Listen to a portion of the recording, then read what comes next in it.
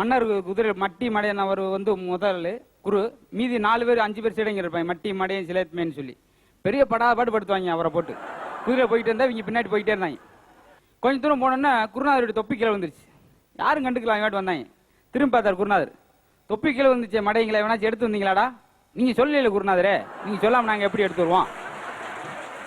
இனிமேல் இப்ப சொல்றேன், எது விழுந்தாலும் எடுத்து வரணும், சரியா? சரி வாங்க அப்படின்னு போயிட்டே இருந்தாங்க. போயிட்டு இருக்கல, கொஞ்ச நேரம் கழிச்சு திரும்பி பார்க்கிறார் குருநாதர். ஒருத்தனும் காணா பின்னாடி. பார்த்தா அங்க வந்துக்கிட்டு இருந்தாங்க. ஒவ்வொருத்தரும் ஒவ்வொரு கூட செமந்து வந்தேன்.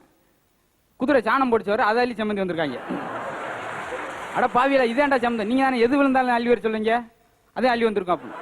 அட என்னடா மடையங்களை இதை போய் அடைச்சுவேன், இனிமேல் எது விழுந்தாலுமே எடுக்காங்களா, வாங்கடா அப்படின்னு போயிட்டே இருந்தார். இப்படி குதிரை இப்படி மேட்டில் ஏறி இறங்கும் போது குருநாதர் கீழே விழுந்தார். அவர் வாட்டுக்கு மேலே குதிரை ஏற்றிட்டு போயிட்டே இருந்தாங்க. அன்னைக்கு ஒருத்தர் வேகமா வண்டியில் போய்கிட்டு இருந்தார். மறிச்சா டிராபிக் போலீஸ், நிறுத்து, ஹெட்லைட் இல்லை, டேஞ்சர் இல்லை, லைசன்ஸ் இல்லை, என்ன தைரியத்தில் வந்த?